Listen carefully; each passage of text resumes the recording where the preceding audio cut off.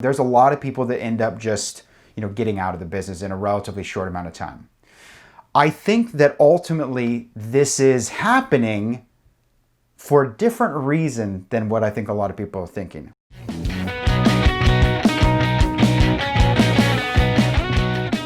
Hey guys, Michael Conrad here, the Diligent Inspector.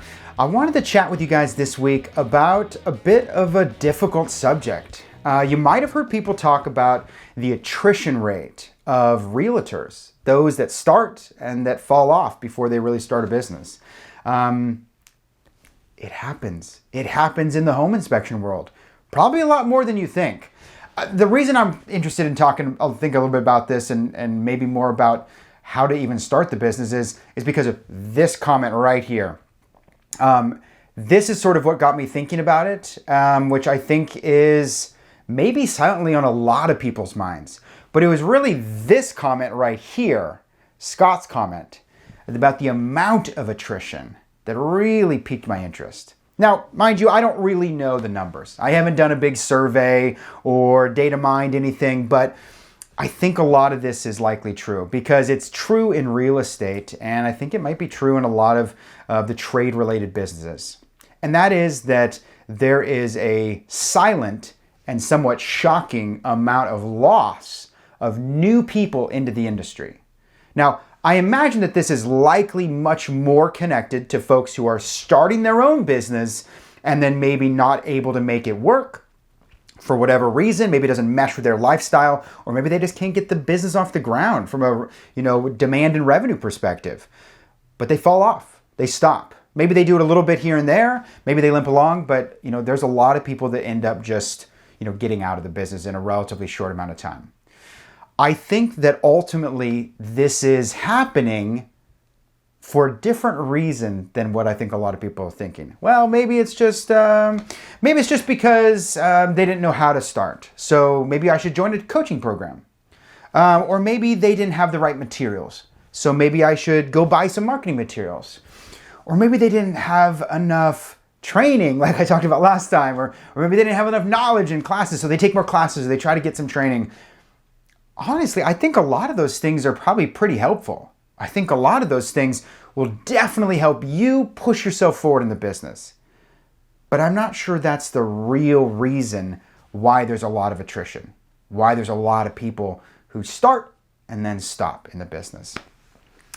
Okay, so here's the crux of it. You know how I like to twist an idea and go deeper on it. Here it is. I think people fall out, get out of this business because they don't realize that it's not just a job, that it's a business. Now, you might need to rewind that and hear that again. I think people fall out, get out of this business because they don't realize that it's not just a job, that it's a business. What I'm saying here sounds really simple, but there's a concept beneath here that is really, really intense for this industry, and that is people end up hearing about, or someone tells them about, or someone encourages them to get into the industry. And so they take classes and they do research on it, but they don't realize it's not just like a job that you get into. This is a whole ball of wax. This is a whole business. You've got to take on all the different parts of the business if you want to be successful. It's not really just about being a technician. That technician mindset, that detail-oriented, trades knowledgeable person. It's not just about that. It's a whole nother layer. And I would venture a guess, this is a guess, but I'd venture a guess that there's actually a lot of home inspectors out there who try and fail, I'm sorry to say, who probably would have a wonderful storied career in home inspection if it wasn't for this pesky business component.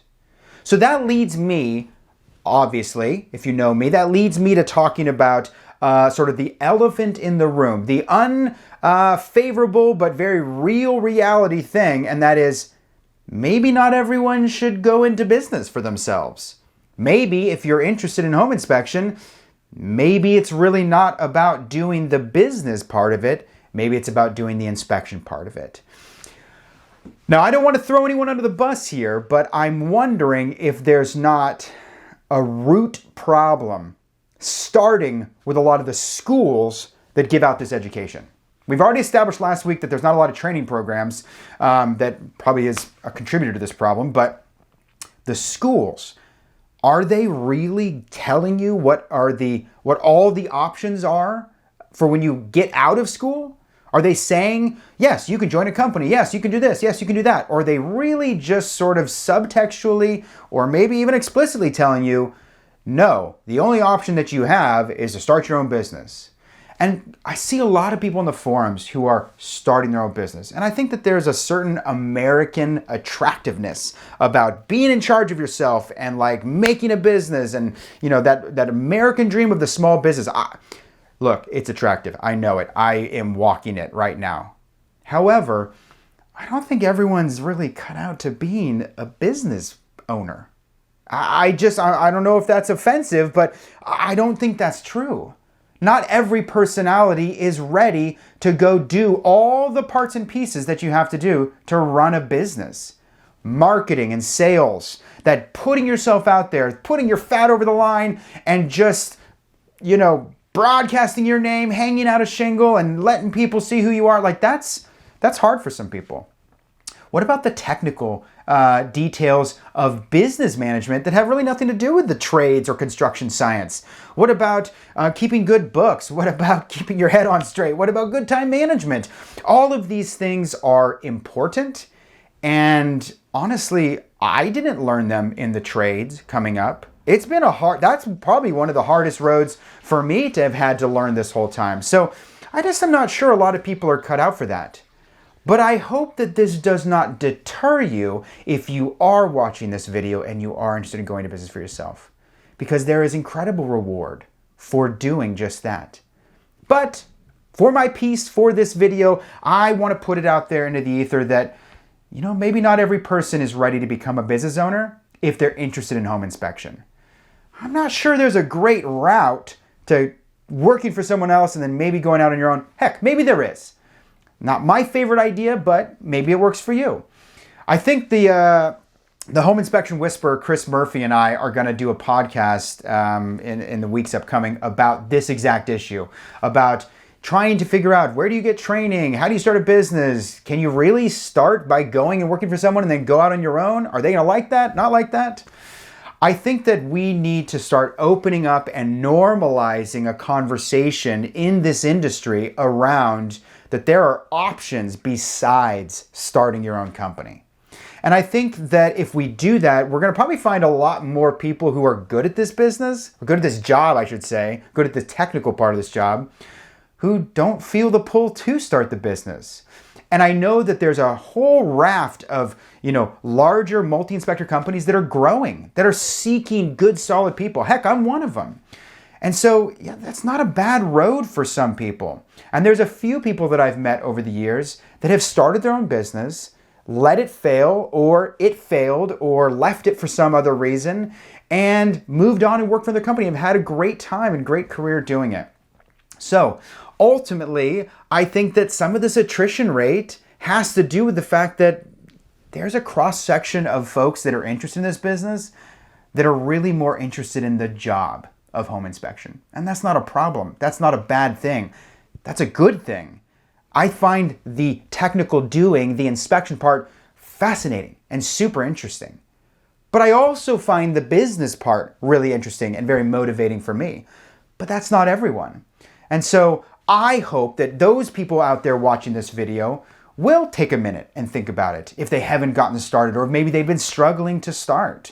Think about how maybe you can still achieve your goals by going a different direction. I'm curious of what your experience has been. Have you worked for a company and gone out on your own? Have you started your own company and then it died and then you went and worked for somebody? I'm curious of what your journey is. I hope some of you will hit me in the comments. Please hit subscribe so you can see all more of these videos. And find us on Facebook at The Diligent Inspector.